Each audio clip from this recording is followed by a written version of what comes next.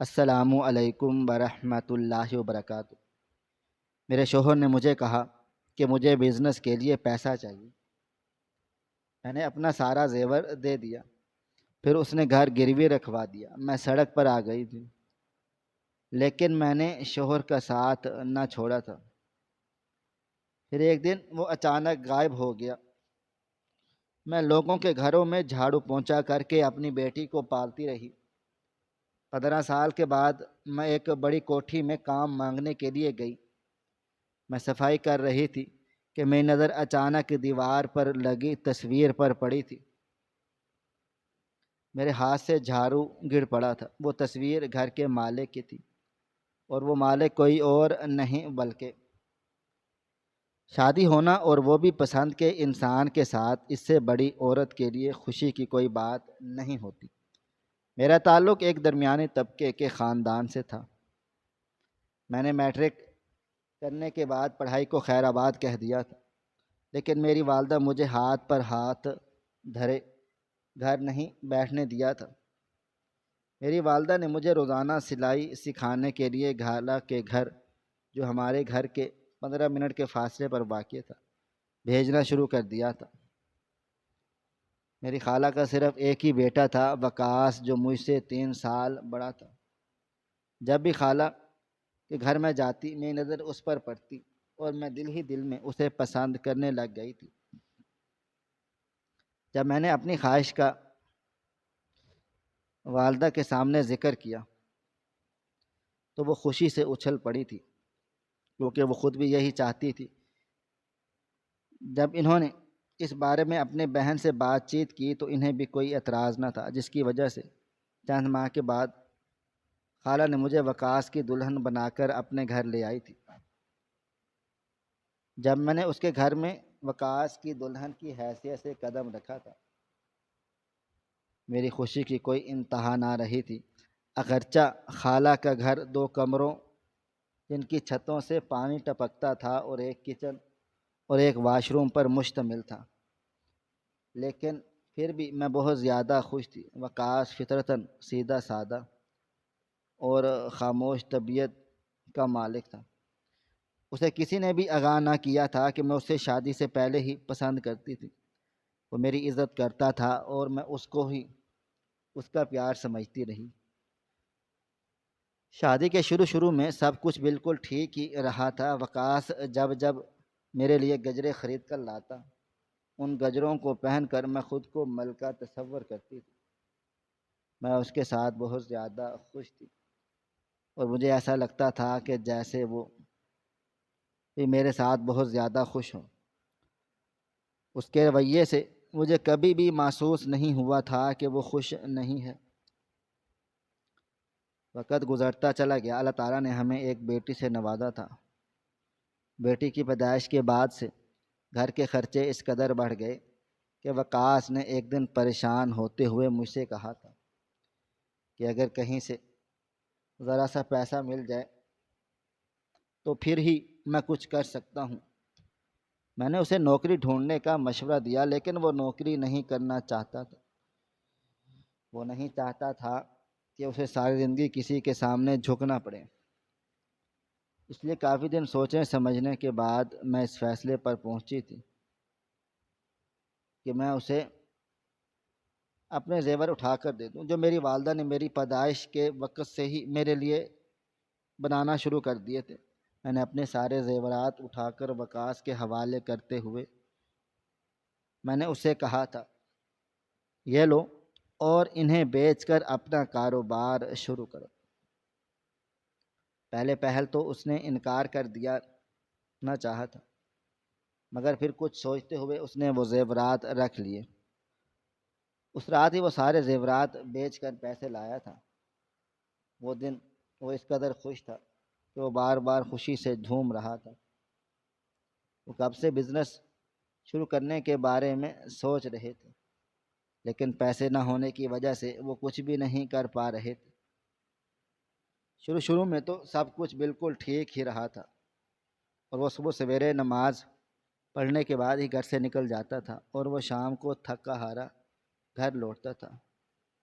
جب بھی میں اس سے بات کرنے کی کوشش کرتی تھی وہ مجھے ٹالتے ہوئے کہتا تھا کہ میں بزنس کے کام کرنے میں مصروف ہوں۔ اللہ تعالیٰ نے تھوڑے ہی عرصے میں بزنس میں اس قدر برکت ڈالی تھی کہ بزنس پھیلنے لگا تھا، جس کی وجہ سے وقاص اور بھی زیادہ مصروف ہو گیا تھا۔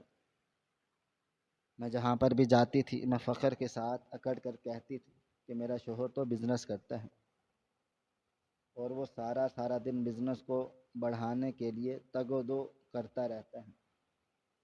وقت گزرتا چلا گیا اور وقت گزرنے کے ساتھ ساتھ وقاص کا رویہ بھی مجھ سے بدلتا چلا گیا۔ ایک دن چھوٹی سی بات پر اس نے مجھے ایک زوردار تھپڑ رسید کیا اور میں ناراض ہو کر میکے چلی گئی تھی، لیکن اس سے اگلے ہی دن خالہ کے کہنے پر وہ مجھے لینے کے لیے آ گیا تھا۔ اس نے مجھ سے معافی مانگتے ہوئے کہا تھا کہ آج کل بزنس میں بہت زیادہ نقصان ہو رہا ہے، اس لیے وہ پریشان ہے۔ اس لیے اس نے چھوٹی سی بات پر مجھے غلطی سے تھپڑ رسید کر دیا تھا۔ میں اس کی بات پر یقین کرتے ہوئے اس کے ساتھ واپس آ گئی تھی، لیکن اس کا دن بدن مجھ سے بدلتا ہوا رویہ بہت زیادہ پریشان حیران کر رہا تھا۔ میں جب بھی اس کے بدلتے ہوئے رویے کی اسے وجہ پوچھتی تھی تو وہ مجھے صرف اتنا ہی کہتا تھا کہ کاروبار مسلسل خسارے میں جا رہا ہے، اس لیے اسے اس بات کی پریشانی ہے۔ لیکن جب میں کمرے میں داخل ہوئی تو وہ کسی کے ساتھ فون پر ہنستے ہوئے کہہ کے لگا کر باتیں کر رہا تھا، اور میرے کمرے میں قدم رکھتے ہی اس نے کال فوراً سے کاٹ ڈالی تھی۔ مجھے اس دن بہت زیادہ عجیب و غریب محسوس ہو رہا تھا، جبکہ میں نے خاموشی اختیار کر لی تھی۔ کبھی کبھی خاموش رہنے میں ہی انسان کی عافیت ہوتی ہے، لیکن مجھے معلوم نہیں تھا میرا خاموش رہنا میرے لیے کتنی مشکلات کھڑی کر دے گا۔ تھوڑا ہی وقت گزرا تھا کہ ایک دن خالہ سلائی کرتے ہوئے ہی اس دنیا سے رخصت ہو چکی تھی۔ خالہ کے بغیر گھر سونا سونا ہو گیا تھا، کیونکہ ان کے چلے جانے کے بعد سارا دن میں گھر پر اکیلی رہتی تھی۔ وقاص صبح سویرے ہی گھر سے نکل جاتا تھا اور کبھی کبھار تو رات کو گھر واپس ہی نہ آتا۔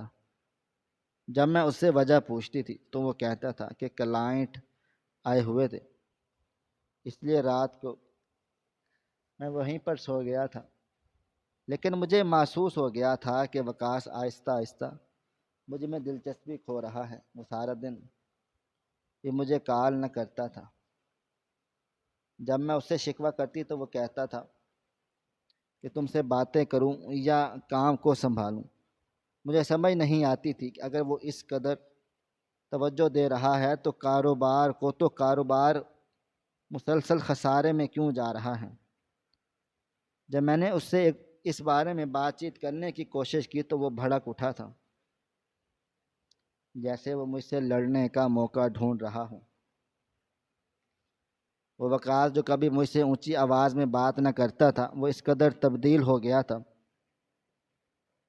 کہ وہ نارمل بات پر بھی اس قدر سخت ری ایکشن دیتا تھا کہ میں سہم کر رہ جاتی تھی۔ اس لیے میں نے اس سے کسی بھی چیز کے بارے میں پوچھنا چھوڑ دیا تھا۔ ایک دن وہ سارا دن گھر پڑا رہا تھا۔ مجھے بہت زیادہ حیرت ہوئی، لیکن میں خود میں اتنی بھی ہمت اکٹھی نہیں کر پائی کہ اس سے پوچھوں کہ گھر پر کیوں پڑا ہے۔ شام کو کھانا کھانے کے بعد اس نے میرا ہاتھ پکڑ کر مجھے اپنے پاس بٹھایا تھا اور اس نے مجھ سے پوچھا تھا کہ کیا تم ناراض ہو۔ میں نے خاموش رہنے پر ہی اکتفا کر لیا، کیونکہ میں نہیں چاہتی تھی کہ میری زبان سے کوئی اور لفظ نکلے اور پھر سے وہ ناراض ہو جائے۔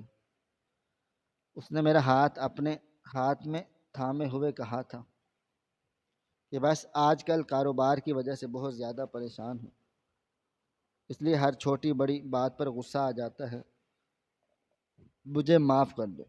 مجھے اس کے رویے کو دیکھ کر بہت زیادہ حیرانگی ہوئی، کیونکہ اس کا لہجہ اس قدر میٹھا تھا کہ میرے لیے یقین کرنا مشکل ہو گیا تھا کہ یہ وہی وقاص ہے جس کے ساتھ میری شادی ہوئی ہے۔ رات کو سونے سے پہلے مجھے اس کے میٹھے لہجے کے پیچھے چھپے مقصد کی سمجھ آ گئی تھی۔ اس نے خود ہی بات کا آغاز کرتے ہوئے کہا تھا کہ کاروبار مسلسل خسارے میں جا رہا ہے، اس لیے میں چاہتا ہوں کہ میں تھوڑی اور انویسٹمنٹ کروں، لیکن میرے پاس پیسے نہیں ہیں۔ میرے دوست نے مجھے مشورہ دیا ہے کہ اس گھر کو بینک میں گروی رکھوا دوں اور پھر کاروبار میں مزید پیسہ انویسٹ کروں۔ میں اس کی بات سن کر شدر رہ گئی، کیونکہ اگر وہ گھر کو گروی رکھوا دیتا تو ہم لوگ کہاں پر جائیں گے۔ میں نے ڈرتے ہوئے کہا تھا کہ پھر ہم لوگ کہاں پر رہیں گے۔ اس نے جواب دیا تھا کہ میں نے سوچا ہے چند ماہ ہم تمہاری ماں کے گھر شفٹ ہو جاتے ہیں اور پھر چند ہی ماہ کے بعد انشاءاللہ ہم نیا گھر خرید لیں گے۔ میں نے اس کی یہ باتیں سن کر خاموشی اختیار کر لی، کیونکہ وہ سب کچھ پہلے سے ہی سوچ چکا تھا۔ وہ صرف مجھے بتا رہا تھا، نہ کوئی مشورہ مانگ رہا تھا۔ اس کی نظر میں میری اہمیت اتنی زیادہ تھی کہ اسے مفت میں کام والی مل گئی تھی اور اسے وقت سے پہلے سب کچھ تیار شدہ مل جاتا تھا۔ اس نے چند ہی دنوں کے بعد گھر کا سارا سامان میرے میکے میں شفٹ کروا دیا اور گھر والوں کو بینک کے حوالے کر دیا۔ در حقیقت اس نے مجھ سے جھوٹ بولا تھا کہ وہ گھر کو گروی رکھوا رہا ہے۔ اس نے بینک کے مینیجر کو وہ گھر بیچ ڈالا تھا جس نے کے ہر کونے کو میں نے بڑی محنت کے ساتھ سجایا ہوا تھا۔ میرے میکے سے چونکہ ایک بھائی اور میری والدہ رہتی تھی، اس لیے مجھے وہاں پر زیادہ مشکل پیش نہ آتی تھی۔ پہل تو وقاص روزانہ رات کو گھر آتا تھا، لیکن وقت کے ساتھ ساتھ اس نے گھر آنا یہ کہہ کر چھوڑ دیا کہ مجھے تمہارے میکے میں سوتے ہوئے بہت زیادہ شرمندگی محسوس ہوتی ہے، اس لیے میں دکان پر ہی سو جاتا ہوں۔ آہستہ آہستہ اس نے ہفتے میں ایک مرتبہ گھر چکر لگانا شروع کر دیا۔ جبھی میں اسے گھر آنے کا شکوہ کرتی تو وہ بھڑک کر کہتا تھا کہ میں کاروبار پر توجہ نہ دوں، بس سارا دن تمہارے پاس ہی پڑا رہوں۔ میں نے ڈر کے مارے اسے شکوہ کرنا بھی بند کر دیا تھا۔ میرا شکوہ بند کرتے ہی اس نے گھر کی جانب توجہ دینا کم کر دیا تھا۔ ایک دن میری بیٹی بخار سے تپ رہی تھی۔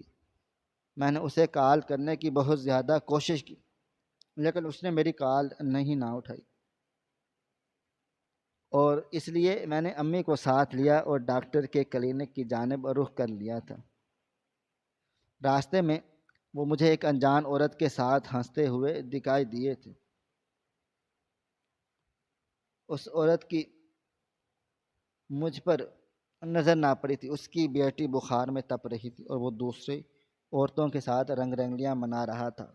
میں تو اس کی مصروفیات کو کاروبار کی جانب توجہ سمجھ رہی تھی، لیکن وہ تو غلط راستے پر چل پڑا۔ میں نے یہ سوچ کر خاموشی اختیار کر لی کہ جب وہ گھر آئے گا تو میں اس سے بات کروں، لیکن وہ کبھی گھر نہ آیا تھا۔ میں سارا دن کھڑکی کھڑی یہ سوچتی رہتی کہ وہ ابھی آ جائے گا، لیکن وہ گھر واپس نہ آیا تھا۔ اس کا نمبر بھی مسلسل کچھ دنوں سے بند جا رہا تھا۔ میں نے اسے تلاش کرنے کے لیے اپنے بھائی کو بھیجا تھا، تو اس کے ایک دوست نے میرے بھائی کو بتا دیا تھا کہ وہ کاروبار کے سلسلے میں کچھ سالوں کے لیے دوسرے ملک چلا گیا ہے، لیکن وہ مجھے بتا کر ہی نہ گیا تھا، اس لیے مجھے ایسا لگ رہا تھا کہ جیسے اس کا دوست بھی اس کے ساتھ ملا ہوا ہو اور وہ بھی جھوٹ بول رہا ہو۔ لیکن دنوں سے ہفتے اور ہفتوں سے مہینوں میں گزر گئے، لیکن پھر بھی وہ واپس نہ آیا تھا۔ میں ہر دن اس آس امید پر اٹھتی کہ میرا آج وہ آ جائے گا یا مجھے کال کر کے بتائے گا کہ کہاں پر ہے، لیکن وہ تو ایسا غائب ہو گیا کہ جیسے اسے میرے زمین نے نگل لیا ہو۔ اور میرے بھائی کو ایک اچھی جگہ جاب مل گئی تھی اور تھوڑے ہی عرصے کے بعد اس نے اپنی ہی ایک کولیگ سے شادی کرنے کا فیصلہ کر لیا۔ والدہ نے اس کے فیصلے کا احترام کرتے ہوئے اس کی ہی پسند کی لڑکی کو بیاہ کر گھر میں لے آئی تھی۔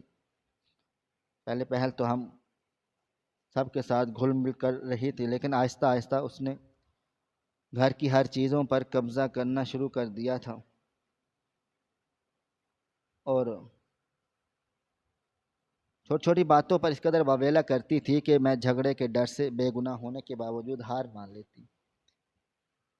ایک دن میں چار پر بیٹھی سلائی کر رہی تھی، اس نے مجھے دھمکی دیتے ہوئے کہا کہ آپ میرے گھر سے نکل جائیں۔ مجھے اس کی بات سن کر حیرت نہ ہوئی تھی، کیونکہ وہ پہلے بھی کافی مرتبہ گھر چھوڑ کر جانے کا کہہ چکی تھی، لیکن میں نے اس کی ایک نہ مانی تھی، کیونکہ اس گھر میں میرا بھی اتنا ہی حصہ تھا جتنا میرے بھائی کا تھا۔ اگر وہ گھر کی مالکن تھی تو میں بھی گھر کی ہی مالکن تھی۔ وقت گزرنے کے ساتھ ساتھ اس نے میرے بھائی پر دباؤ ڈالنا شروع کر دیا تھا کہ یا تو وہ مجھے اپنے گھر سے نکالے یا اسے طلاق دے دے۔ میں نہیں چاہتی تھی کہ میرے بھائی کا گھر میری وجہ سے اجڑے، اس لیے میں نے ایک دن والدہ کو بغیر بتائے اس گھر سے نکل آئی تھی۔ میں تو اس گھر سے نکل تو آئی، لیکن مجھے یہ معلوم نہ تھا کہ میں کہاں پر جاؤں گی۔ میں نے ایک محلے والی کو پہلے ہی میرے لیے کام ڈھونڈنے کا کہا ہوا تھا، وہ مجھے راستے میں مل گئی تھی۔ جب میں نے اسے صورتحال سے آگاہ کیا تو مجھے اپنے گھر لے آئی تھی۔ وہ اکیلی رہتی تھی کیونکہ اس کا شوہر بھی اسے کہیں چھوڑ کر چلا گیا تھا۔ اس نے مجھے رہنے کے لیے ٹھکانہ دیا اور اس نے مجھے ایک گھر میں کام دلوا دیا، اگرچہ وہاں سے ملنے والی تنخواہ بہت کم تھی، لیکن پھر بھی میرا اور میری بچی کا گزارا بہت اچھے سے ہو جاتا تھا۔ وقت گزرتا چلا گیا، جبھی میری بیٹی مجھ سے اپنے باپ کے بارے میں پوچھتی تو میں اسے کہہ دیتی تھی کہ وہ کام کے سلسلے میں دوسرے شہر گئے ہوئے ہیں۔ میں نہیں چاہتی تھی کہ میں اپنی بیٹی کو حقیقت سے آگاہ کر دوں اور اس کے دل میں باپ کے لیے نفرت پیدا ہو۔ وقت رکتا نہیں ہے، انسان ٹوٹ کر بیٹھ جائے، وقت نہیں رکنا چاہیے۔ ہر وقت میرے کان موبائل فون کی طرف لگے رہتے تھے۔ مجھے ایسا محسوس ہوتا تھا کہ وکاس ابھی کال کریں گے، ابھی کال کریں گے، لیکن وہ تو مجھے اور میری بیٹی کو ایسے بھول چکے تھے جیسے ہمارا آپس میں کوئی تعلق نہ ہو۔ مگر دن، ہفتے، مہینے، سال گزر گئے، لیکن وکاس واپس نہ آئے۔ اس وقت میری زندگی صرف ایک ہی دائرے کے گرد گھوم رہی تھی، صبح کسی کے گھر کا کام، دوپہر کسی کے برتن اور شام کو کسی کے برتن وغیرہ۔ شروع میں تو میرے ہاتھوں میں چھالے پڑ جاتے تھے اور میری گردن میں بہت زیادہ درد رہتا، لیکن میں نے اس انسان کو سب کچھ برداشت کرنا سکھا دیتا ہے وقت، اور میں نے بھی اپنی بیٹی کے لیے سب کچھ کرنا سیکھ لیا تھا۔ سال گزرتے چلے گئے، جسم کمزور ہو گیا، بالوں میں سفیدی آ گئی۔ وکاس کا انتظار کرتے کرتے لیکن وہ واپس نہ آیا تھا۔ میری بیٹی نے چند سال پہلے ہی اسکول جانا شروع کیا۔ اس کے پاس کسی کی وردی تھی، کسی کا پرانا بیگ۔ کچھ لوگ ترس کھاتے ہوئے مجھے کچھ نہ کچھ دے دیتے تھے، میں انہی سے خوش ہو جاتی تھی۔ کچھ لوگ مجھ پر ترس کھاتے ہوئے کہتے تھے کہ بیٹی کو پڑھا لکھا کر کیا کرو گی؟ تو میں ان سے کہتی تھی کہ بس پڑھ لکھ کر میری بیٹی اور اپنے قدموں پر کھڑی ہو جائے گی، میرے لیے یہی کافی ہے۔ میرا بھائی پہلے پہل تو میری خیریت معلوم کرنے کے لیے آتا تھا، لیکن پھر بیوی کے کہنے پر میں نے اس سے ملنا جلنا ہی بند کر دیا تھا۔ ہم ماں بیٹی رات کو ایک ہی چٹائی پر سو جاتی، اور اگر پنکھا بجلی نہ ہونے کی وجہ سے نہ چلتا تو ہم ہاتھ والا پنکھا استعمال کر لیتے تھے۔ میں ہر رات روتے ہوئے اللہ تعالیٰ سے فریاد کی تھی کہ صرف ایک ہی دعا کرنی تھی کہ یا اللہ میری بیٹی کو وہ سب کچھ دینا جس سے تم نے مجھے ساری زندگی محروم رکھا۔ اگر کبھی کبھار مجھے بخار ہو جاتا تو پھر بھی میں لوگوں کے گھروں میں کام کرنے کے لیے جاتا، تاکہ ایک دن کی چھٹی سے میری تنخواہ میں سے پیسے نہ کٹ جائیں۔ میں نے اپنی ذات کو بالکل اس قدر ختم ہی کر ڈالا تھا، اور میں نے اپنی بیٹی کے لیے جینا شروع کر دیا تاکہ اسے کسی بھی چیز کی کوئی کمی محسوس نہ ہو، اور اسے کسی چیز کے لیے کسی کے آگے ہاتھ نہ پھیلانے پڑیں۔ سال گزرتے چلے گئے اور میری بیٹی نے جوانی میں قدم رکھ لیے تھے۔ میرے بالوں میں مزید سفیدی آ گئی تھی اور میں بہت زیادہ کمزور ہو چکی تھی۔ ایک اکیلی عورت کا اور رہنا بالکل بھی مشکلات کا سامنا کرنا آسان نہیں تھا، اور کبھی کبھار آدھی رات کو اٹھ کر بیٹھتی تھی، لیکن پھر کسی کو موجود نہ پا کر میں رو پڑتی۔ اس مشکل وقت میں مجھے اس عورت نے بہت زیادہ سہارا دیا۔ اس نے نہ صرف مجھے رہنے کے لیے اپنا گھر دیا، بلکہ ہر مشکل وقت میں پرائی ہونے کے باوجود قدم با قدم ساتھ دیا۔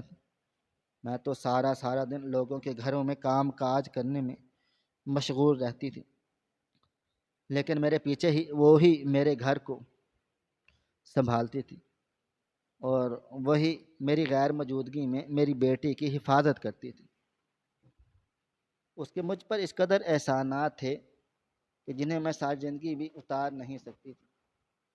میری زندگی کا صرف ایک ہی اصول تھا کہ مجھے کبھی کسی کے سامنے ہاتھ نہیں پھیلانے چاہیے، مجھے بھوکا ہی کیوں نہ سونا پڑے۔ ایک دن میری بیٹی نے مجھ سے کہا تھا، امی میں ٹیوشن پڑھا لوں تاکہ آپ کو زیادہ محنت مشقت نہ کرنی پڑے۔ اس کے الفاظ سن کر میری آنکھوں میں سے آنسو بہنے لگے، جنہیں میں نے روکنے کی بہت کوشش کی تھی، لیکن وہ پھر بھی نہ رکے تھے، اور دیکھتے ہی دیکھتے وقاص کو غائب ہوئے 15 سال کا عرصہ ہو چکا تھا۔ 15 سال کا عرصہ ایک عورت کے لیے ایک بچی کے ساتھ گزارنا بالکل بھی آسان نہیں ہوتا، اور میرے لیے بھی اتنا بڑا عرصہ اپنے شوہر کے بغیر گزارنا بالکل آسان نہ رہا۔ ایک دن میں نے خود سے سوال کیا کہ کیا واقعی ہی وہ مر گیا ہے، یا پھر وہ ہمیں مرنے کے لیے چھوڑ گیا ہے۔ اگر وہ زندہ ہوتا تو میرے لیے نہ صحیح بلکہ اپنی بیٹی کی دیکھنے کے لیے آ جاتا۔ اس نے مجھے ایسا محسوس ہونے لگا تھا کہ جیسے وہ اس دنیا میں نہ رہا ہو۔ میں نے کافی مرتبہ ان کے دوستوں سے بھی خود ان کے بارے میں معلومات حاصل کرنے کی کوشش کی، لیکن کسی کو بھی ان کے بارے میں کچھ بھی معلوم نہ تھا، اور کوئی بھی ان کے بارے میں نہیں جانتا تھا۔ وہ صرف اتنا جانتے تھے کہ وہ سالوں پہلے غیر ملک چلا گیا تھا، اور اس کے بارے میں کسی کو بھی کچھ معلوم نہ تھا، کیونکہ وہاں جاتے ہی اس نے کسی سے رابطہ نہ کیا۔ ایک دن میری ایک دوست جو میرے ساتھ ہی لوگوں کے گھروں میں کام کاج کرتی تھی، اس نے مجھ سے کہا تھا کہ میں اس کے ساتھ چلوں۔ وہ پچھلے چند مہینوں سے بہت ہی امیر گھرانے میں کام کر رہی تھی، جس سے اسے بہت اچھی تنخواہ مل رہی تھی۔ مجھے مشکلات کا سامنا کرتے ہوئے دیکھ کر میری دوست نے مجھے بھی وہاں جانے کا فیصلہ کیا تھا۔ جب میں اس محلے میں قدم رکھا جہاں پر وہ کام کرنے جاتی تھی،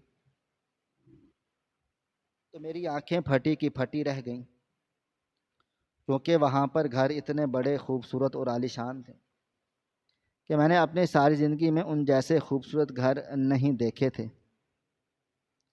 وہاں پر موجود گھروں کی دیواریں اونچی اونچی اور بھاری گیٹ تھے۔ میں نے اپنے دوپٹے کا پلو اس محل میں داخل ہوتے وقت سیدھا کیا، کیونکہ وہ جگہ جگہ سے پھٹا ہوا تھا۔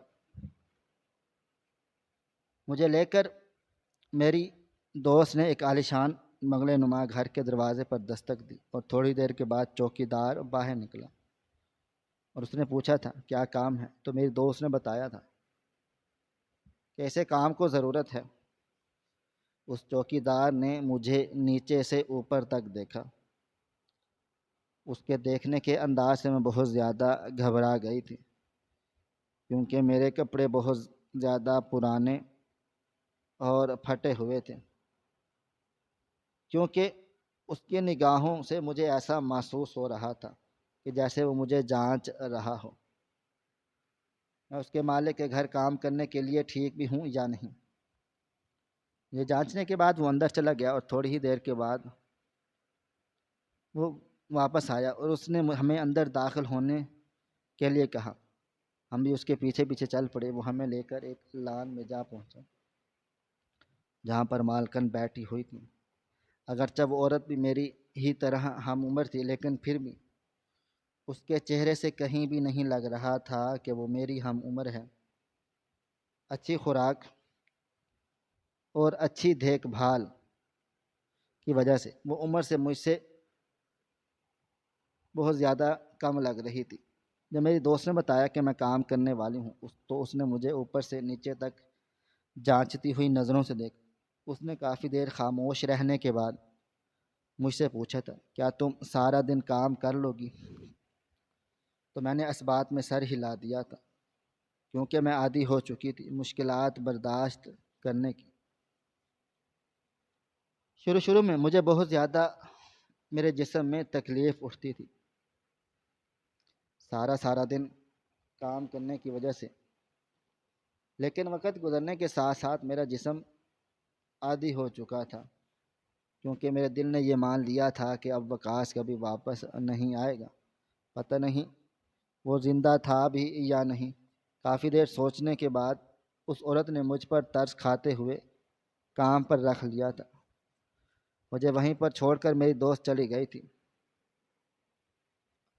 اور یوں میں اس گھر میں نکرانے کی حیثیت سے داخل ہو گئی۔ جب میں نے اس بنگلے کے اندر قدم رکھا تھا تو میری آنکھیں پھٹی کی پھٹی رہ گئیں، کیونکہ وہ بنگلہ نہ صرف باہر سے بلکہ اندر سے بھی بہت زیادہ خوبصورت تھا۔ چمکتا ہوا فرش، قیمتی پردے اور مہنگا فرنیچر، سب کچھ بہت ہی زیادہ خوبصورت اور اچھی طرح ترتیب سے پڑا ہوا تھا۔ یوں وہاں پر میرا جھاڑو پونچھا لگانے اور برتن دھونے کا کام شروع ہوا تھا۔ کیونکہ اس گھر میں کام بہت زیادہ تھا، اس لیے شروع میں میری کمر میں اور میرے جسم میں کمزوری کی وجہ سے بہت زیادہ درد ہوتا تھا، لیکن میں نے سب کچھ خاموشی سے برداشت کر لیا تھا اور برداشت کرنا صرف اور صرف اپنی بیٹی کے لیے سیکھ لیا تھا۔ مجھے وہاں پر زیادہ تر کچن کا کام دیا گیا، تو میرا زیادہ تر وقت کچن میں گزرتا۔ وہاں پر میرے ساتھ ساتھ ایک اور عورت بھی کام کرنے کے لیے آتی۔ وہ عورت بہت زیادہ اچھی اور مدد کرنے والی تھی، چونکہ اس کی عمر مجھ سے زیادہ رسیدہ تھی۔ وہ جھاڑو پونچھا لگا کر تھک ہار جاتی، تو میں نے اس پر ترس کھاتے ہوئے کہا، ایک دن اس سے کہا تھا کہ میں جھاڑو پونچھا لگا لوں گی، اس لیے تم کچن میں کام کرو، میں بھی کام کر کے واپس آ جاؤں گی اور پھر تمہاری مدد کرواؤں گی۔ ایک کمرے سے دوسرے کمرے میں، اور پھر جب میں نے آخری میں نے دیکھا تو پھر میں نے پونچھا لگانے کے لیے ڈرائنگ روم میں قدم رکھا تھا، تو ڈرائنگ روم کی دیوار پر ایک بڑی سی تصویر پر نظر پڑتے ہی میرے قدموں تلے سے زمین نکل گئی تھی، کیونکہ اس تصویر میں کوئی اور نہیں بلکہ وقاص موجود تھا، جس کا حلیہ پہلے سے بہت زیادہ تبدیل ہو چکا تھا۔ 95، اگرچہ وہ میری عمر رسیدہ تھا، لیکن تصویر میں دولت کی وجہ سے وہ باوقار دکھائی دے رہا تھا۔ اس تصویر کے نیچے موجود جب میں نے نام پڑھا تو میں حیران رہ گئی تھی، کیونکہ وہاں پر تو کسی اور شخص کا نام لکھا ہوا تھا، لیکن جب میں نے تصویر کی جانب غور سے دیکھا تو وہ وقاص کی ہی تصویر تھی، لیکن تصویر کے نیچے نام تبدیل تھا۔ تھوڑی دیر کے بعد میں سب سمجھ گئی کہ اس نے اپنا نام بھی تبدیل کر لیا تھا تاکہ اسے کوئی ڈھونڈ نہ سکے۔ مجھے یقین نہ آ رہا تھا کہ وہ ایسا بھی کر سکتے ہیں۔ میں تو اسے سیدھا سادہ انسان سمجھتی تھی، لیکن وہ تو میری سوچ سے بھی زیادہ ہوشیار آدمی نکلا تھا۔ وقاص کی تصویر کو تکتے ہوئے میری آنکھوں میں سے آنسو نکل پڑے تھے، کیونکہ اس نے میرا شوہر اور میری بیٹی کا باپ ہونے کے باوجود مجھے اتنا بڑا دھوکہ دیا تھا، جس کے بارے میں سوچ بھی نہیں سکتی تھی۔ میں ابھی اس تصویر کو دیکھ ہی رہی تھی کہ مالکن وہاں پر آ گئی کام کو چیک کرنے کے لیے، اور اس نے مجھ سے پوچھا تھا کہ کام یہاں پر کیوں رکا ہوا ہے۔ میں نے جلدی جلدی گھبراتے ہوئے پونچا اٹھایا اور میں نے لگانا شروع کر دیا۔ تو میں نے مالکن سے کہا تھا کچھ بھی نہیں بی بی۔ مجھے تصویر کو تکتے ہوئے مالکن دیکھ چکی تھی، اس لیے جانے سے پہلے انہوں نے مجھے یہ بتانا ضروری سمجھا تھا کہ جس شخص کی تصویر کو میں پچھلے چند منٹوں سے کھڑی تک رہی تھی وہ کسی اور کی نہیں بلکہ میرے شوہر کی ہے۔ مالکن کی زبان سے نکلے الفاظ سن کر میرے کانوں میں سے دھوئیں نکلنے لگے۔ مالکن نے میری جانب دیکھے بغیر کہا تھا کہ میرے شوہر شہر کے سب سے بڑے بزنس مین ہیں۔ مالکن کا ہر لفظ میرے دل پر تیر کی طرح لگ رہا تھا، اور اس وقت میری حقیقت جان کر حالت خراب ہونے لگ گئی تھی۔ میں نے خود کو سنبھالنے کی کوشش کی کرتے ہوئے اپنا آپ سنبھال لیا تھا۔ مالکن مجھے اپنے شوہر کے بارے میں بتا کر مسکراتے ہوئے وہاں سے چلی گئی،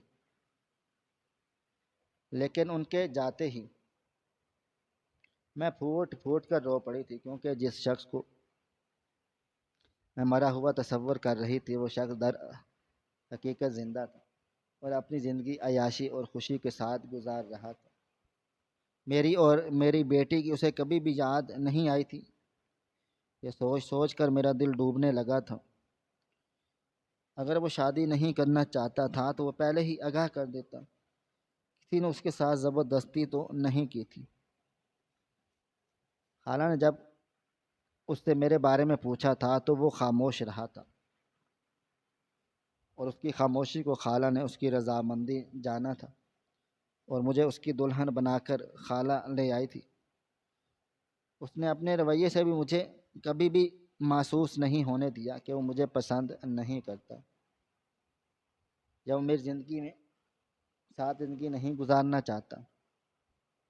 میں نے حقیقت جاننے کے بعد اپنا وقت مشکل سے ختم کرتے ہی جلدی سے گھر کا رخ کیا، تاکہ سارا راستہ میں خود کو رونے سے روکتی آئی تھی تاکہ لوگ مجھے روتا ہوا نہ دیکھیں۔ گھر پہنچتے ہی جب میں نے گھر کا دروازہ بجایا تھا تو میری بیٹی نے کھولا تھا۔ اس وقت میری حالت دیکھ کر میری بیٹی نے مجھ سے پوچھا تھا کیا ہوا امی، لیکن میں اسے بنا کوئی جواب دیے کمرے میں گھس گئی۔ اس وقت میرا سر درد سے پھٹ رہا تھا، اس لیے میں نے نیند کی گولی کھائی خود کو سکون پہنچانے کے لیے، اور پھر سو گئی تھی۔ آدھی رات کو جب میری آنکھ کھلی تھی تو میں اپنے دل کا غبار ہلکا کرنے کے لیے پھوٹ پھوٹ کر رو پڑی۔ میں نے روتے ہوئے فیصلہ کر لیا تھا کہ وہاں پر کام کرنے کے لیے نہیں جاؤں گی اور کسی اور جگہ کام کر لوں گی، لیکن میں ان کے ساتھ پہلے ہی معاہدہ کر چکی تھی کہ میں 2 ماہ مکمل ان کے گھر پر کام کروں گی، اس لیے مجھے مجبوراً وہاں پر جانا پڑا تھا۔ کوئی دن ہی گزرنے کے بعد میرا سامنا وقاص کے ساتھ ہوا۔ ایک دن جب میں ڈرائنگ روم میں جھاڑو لگانے کے لیے داخل ہوئی تو وہاں پر وہ فائلوں میں مصروف تھا۔ اس نے ایک نظر میری جانب اٹھائی تھی، لیکن اس کا رد عمل نارمل تھا، جیسے اس نے مجھے پہچانا نہ ہو۔ مجھے نہ پہچانے کی وجہ سے میں بہت زیادہ خوش ہو گئی تھی، کیونکہ میں نہیں چاہتی تھی کہ حقیقت کے بارے میں کسی کو بھی معلوم ہو۔ مجھے اس گھر سے اچھی خاصی تنخواہ مل رہی تھی، جس سے ہمارے اخراجات پورے ہونے کے ساتھ ساتھ کچھ پیسے ہر ماہ بچ بھی جاتے تھے۔ اس لیے میں وہاں پر نوکری نہیں چھوڑنا چاہتی تھی۔ کیونکہ مجھے وقاص نے بھی نہیں پہچانا تھا، اس لیے میں نے آسمان کی جانب مشکور نگاہوں سے دیکھا تھا۔ وقاص نے مجھے ملازمہ سمجھتے ہوئے اپنے لیے چائے لانے کو کہا، اور میں جی صاحب بول کر اس کے لیے چائے لینے چلی گئی۔ میں نے اس کا حکم مانتے ہوئے بات بنائی اور لے آئی تھی۔ جب میں نے چائے اس کے سامنے رکھی تو اس میں سے چند قطرے چھلک پڑے تھے۔ وقاص نے میری طرف دیکھے بغیر صرف اتنا ہی کہا تھا کہ احتیاط سے کام کیا کروں۔ میں اسے بتانا چاہتی تھی کہ میں تمہاری بیوی ہوں اور تمہاری بیٹی کی ماں بھی ہوں، لیکن میں خود میں اتنی ہمت نہیں جمع کر پائی تھی کہ میں یہ سب حقیقت میں نے چھپا لی تھی۔ میں نے اپنی بیٹی کو اس کے باپ کے زندہ ہونے کے بارے میں بتانے کے لیے بہت کچھ سوچا ہوا تھا، لیکن میں نہیں چاہتی تھی وہ ساری زندگی اپنے باپ سے نفرت کرے، اس لیے میں نے اسے حقیقت سے آگاہ نہیں کیا تھا۔ میں نے اسے صرف اور صرف اتنا ہی بتایا تھا کہ مجھے کام مل چکا ہے اور تنخواہ بھی بہت زیادہ اچھی ہے۔ یہ سنتے ہی وہ بہت زیادہ خوش ہو گئی تھی اور اسے خوش دیکھ کر میں دل ہی دل میں خوش ہو گئی تھی، لیکن میں یہ بھی جانتی تھی کہ میں حقیقت کو چھپانے کی جتنی بھی کوشش کروں وہ ایک نہ ایک دن سب کے سامنے آ کر ہی رہتی ہے۔ دن گزرتے چلے گئے اور میں وہاں پر کام کرتے ہوئے بہت زیادہ خوش تھی اور وقاص بھی مجھے نہیں پہچان پایا تھا۔ کبھی کبھی تو میرے ذہن میں یہ سوال اٹھتا کہ وقاص کو میں اور میری بیٹی یاد ہیں بھی یا نہیں۔ پہل تو میں غصے میں آ کر وقاص کا گریبان پکڑ کر اس سے یہ پوچھنا چاہتی تھی کہ اس نے میرے ساتھ یہ سب کیوں کیا، لیکن بات بڑھ نہ جائے اس لیے میں نے خاموشی اختیار کر لی۔ لیکن میں جانتی تھی کہ جب حقیقت سب کے سامنے آئے گی تو بہت بڑا طوفان اٹھے گا، کیونکہ مالکن کا تعلق کسی عام گھرانے سے نہیں بلکہ ایک امیر گھرانے سے تھا۔ مالکن کا باپ بھی بہت بڑا بزنس مین تھا اور اس نے کاروباری میدان میں وقاص کے قدم مضبوط کیے۔ ایک دن میں نے اس کی دوست سے بات کرتے ہوئے سنا کہ میرے شوہر نے ساری زندگی جو کچھ بھی کیا ہے وہ اپنے دم پر کیا ہے، بل بوتے پر کیا۔ اسی وقت میرا دل کیا تھا کہ میں مالکن کو چیخ کر بتاؤں کہ اس کے شوہر نے ساری زندگی میرا اور میری بیٹی کا حق کھایا ہے، لیکن میں نے بے بسی سے خاموشی اختیار کر لی اور میں نے اپنی جانب سے پوری کوشش کرنا شروع کر دی کہ میرا وقاص کے ساتھ سامنا نہ ہو، کیونکہ میں نہیں چاہتی تھی کہ بار بار اس پر نظر پڑتے ہی میرے زخم ہرے ہو جائیں اور پھر مجھ سے زیادہ تکلیف ہو۔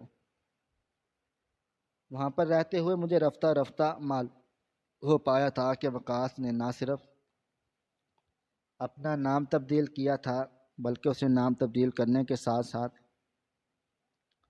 مالکن سے بھی جھوٹ بولا تھا کہ میں یتیم ہوں اور میرا اس دنیا میں کوئی بھی نہیں۔ ایک دن وقاص اور مالکن نے کسی شادی پر جانا تھا۔ جب وہ دونوں تیار ہو کر کمرے سے باہر نکلے تو ان کو ایک دوسرے کے ساتھ خوش و خرم باتیں کرتے ہوئے دیکھ کر میرے اندر کچھ بہت ہی تیزی کے ساتھ ٹوٹا تھا۔ وہ رات ساری میں نے اللہ کے حضور روتے ہوئے گزار ڈالی۔ اس رات میں نے اللہ تعالیٰ سے شکایت کہ میں نے تو اپنا گھر بسانے کی ہر ممکن کوشش کی تھی، لیکن پھر یہ سب کیوں میرے ساتھ یہ سب کیوں ہوا؟ میں نے تو اپنی جانب سے کبھی بھی کسی کا دل نہیں دکھایا تھا، تو پھر یہ مجھے سزا کیوں مل رہی ہے؟ مگر جب میری نظر میری بیٹی پر پڑی تو میں نے خاموشی اختیار کر لی تھی، کیونکہ میں نہیں چاہتی تھی کہ میری بیٹی مجھے روتے ہوئے اور ٹوٹتے ہوئے دیکھے۔ میں چاہتی تھی میری بیٹی مجھے مضبوط عورت کے روپ میں دیکھے، تاکہ پھر وہ بھی مضبوط اور جلد از جلد اپنے پاؤں پر کھڑی ہو جائے اور کبھی بھی اسے کسی کی ضرورت نہ پڑے۔ وقت گزرتا گیا، جب میں اس کے گھر میں کام کرنے آتی ہر روز میرا دل ایک نئے انداز میں دھڑکتا، کہیں آج اس کو سچ معلوم نہ ہو جائے۔ ایک دن جو ہی صبح کے وقت میری آنکھ کھلی میں بخار میں تپ رہی تھی۔ میں نے اٹھنے کی بہت زیادہ کوشش کی، لیکن میں پھر بھی ہمت جمع نہیں کر پائی تھی۔ میری حالت خراب دیکھ کر میری بیٹی نے مجھ سے کہا تھا کہ امی آج میں چلی جاتی ہوں، لیکن میں نہیں چاہتی تھی کہ وہ وہاں پر جائے، لیکن اپنی خراب حالت کو مد نظر رکھتے ہوئے میں نے اسے وہاں جانے کی اجازت دے دی۔ جب وہ وہاں پر پہنچی تو چوکی دار نے اس سے پوچھا تم کون ہو؟ اس نے بتایا تھا کہ میں کام کرنے والی کی بیٹی ہوں اور آج اس کی طبیعت صحیح نہیں ہے تو میں اس کی جگہ پر کام کرنے کے لیے آئی ہوں۔ چوکیدار نے ساری بات مالکن کو بتائی اور مالکن نے اسے اندر آنے کا اشارہ کیا اور حکم دیا تھا۔ جب وہ اندر پہنچی تو اس کا سامنا وقاص سے ہوا تھا۔ وقاص کی جب اس پر نظر پڑی تو وہ چونک کر رہ گیا، کیونکہ اسے دیکھ کر وقاص کو ایسا محسوس ہوا کہ جیسے اس نے پہلے کہیں پر دیکھا ہے، لیکن اسے یاد نہیں آ رہا تھا کہ اس نے اسے کہاں پر دیکھا ہے۔ اس نے میری بیٹی سے مخاطب ہو کر پوچھا تھا کہ تمہارا نام کیا ہے؟ اس نے بتایا تھا نادیہ وقاص۔ نام سنتے ہی وقاص کے قدموں تلے سے زمین نکل پڑی تھی، لیکن اس نے دوبارہ خود کو سنبھالتے ہوئے پوچھا کہ تم کیا کرتی ہو؟ تو اس نے جواب دیا تھا میں پڑھتی ہوں۔ وقاص اسے دیکھتے ہی ایک لمحے میں پہچان چکا تھا کہ وہ اس کی اپنی بیٹی ہے، لیکن اس نے نادیہ کو محسوس بھی نہ ہونے دیا تھا۔ نادیہ کی اس بوڑھے شخص کی جانب سے عجیب سی کشش محسوس ہوئی، چونکہ دونوں کے درمیان خون کا رشتہ تھا، اس لیے خون خون کو کھینچ رہا تھا۔ اپنی جانب نادیہ سارا دن وہاں پر میری جگہ کام کرتی رہی، لیکن کام کے دوران وقاص بار بار اس کی جانب دیکھ رہا تھا اور کبھی اپنے پاس سے اسے کسی کام کے لیے بلاتا اور کبھی کس کام کے لیے۔ وہ چاہتا تھا کہ وہ اپنا زیادہ سے زیادہ وقت اپنی بیٹی کے ساتھ گزارے۔ جب نادیہ شام کو گھر واپس آئی تو بہت زیادہ کھوئی ہوئی تھی۔ جب میں نے اسے پریشانی کی وجہ پوچھی، اس نے بتایا تھا کہ وہاں کا مالک مجھے بہت زیادہ عجیب و غریب لگا اور وہ میری جانب بہت ہی عجیب نظروں سے دیکھ رہا تھا۔ اس کی بات سن کر میں سب کچھ سمجھ چکی تھی کہ وقاص کو معلوم ہو چکا ہے کہ نادیہ اس کی اپنی بیٹی۔ دوسری جانب نادیہ کے گھر آتے ہی وقاص کو بنگلہ تنگ لگنے لگا۔ دوسری بیوی سے وقاص کو اللہ تعالیٰ نے اولاد کی نعمت سے نہیں نوازا تھا۔ اگرچہ ان لوگوں نے دونوں نے اپنا علاج کروانے کی بہت زیادہ کوشش کی تھی، لیکن پھر بھی ان کے ہاں اولاد نہ ہوئی۔ اگر صبح جب میں کام پر جانے کے لیے گھر سے نکل رہی تھی تو میری نظر دروازہ کھولتے ہی وقاص پر پڑی تھی۔ اسے اس وقت دروازے پر دیکھ کر میرے دل کی دھڑکن ایک دم سے تیز ہو چکی۔ میں نے پیچھے ہو کر جلدی سے دروازہ بند کرنے کی کوشش کی، لیکن اس نے میرا ہاتھ پکڑ کر مجھے دروازہ بند کرنے سے روک دیا تھا۔ وہ گھر کے اندر داخل ہوا اور اس نے ادھر ادھر دیکھتے ہوئے مجھ سے پوچھا تھا کہ میری بیٹی کہاں پر ہے؟ اس کے الفاظ سن کر میں نے چیختے ہوئے اس کا گریبان پکڑتے ہوئے کہا کون سی بیٹی اور تم ہو کون؟ اگر تم اسی وقت اس گھر سے نہیں نکلے تو میں شور مچا کر سب کو اکٹھا کر لوں گی۔ میری بات سن کر وہ زوردار کہکا لگا کر ہنس پڑا تھا اور اس نے ہنستے ہوئے مجھ سے کہا تھا مچاؤ شور مچاؤ، لیکن لوگوں کو کیا بتاؤ گی کہ یہ میرا شوہر ہے اور اسے ہی میں اپنے گھر سے نکال رہی ہوں؟ شوہر کی آواز سن کر وہ عورت اور میری بیٹی بھی باہر نکل آئی۔ مالک کو صبح اپنے گھر پر صبح صبح دیکھتے ہی میری بیٹی پریشان ہو گئی۔ اسے مجھے اس کے بہت ہی قریب کھڑے دیکھ کر بہت زیادہ حیرانی ہوئی۔ اسے حیران نظروں سے دیکھتے دیکھ وقاص نے اسے اپنے پاس بلا لیا اور اسے گلے سے لگاتے ہوئے کہا تھا کہ میں ہی تمہارا وہ بدبخت باپ ہوں یہ تم لوگوں کو پیسوں کی لالچ میں آ کر چھوڑ کر چلا گیا۔ میں تم دونوں کو دیکھنے کے لیے کبھی نہ لوٹا۔ حقیقت جان کر شازیہ وہیں پر بے ہوش ہو کر گر پڑی تھی۔ وقاص نے جلدی سے اسے اٹھا کر اپنی گاڑی کا رخ کیا تھا، اس نے مجھے بھی اپنے ساتھ آنے کے لیے کہا تھا۔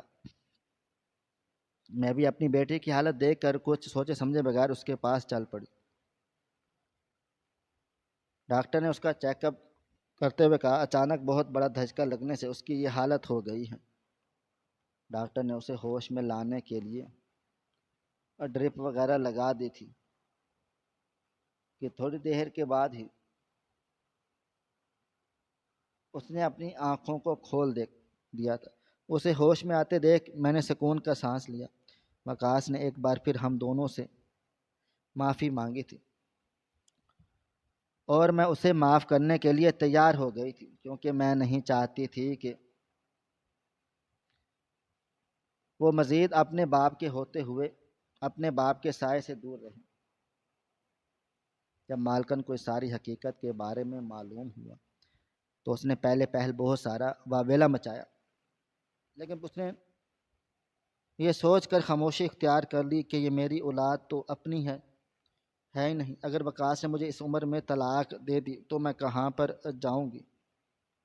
اس لیے اس کے پاس اس حقیقت کو قبول کرنے کے سوا اور کوئی چارہ بھی نہ تھا۔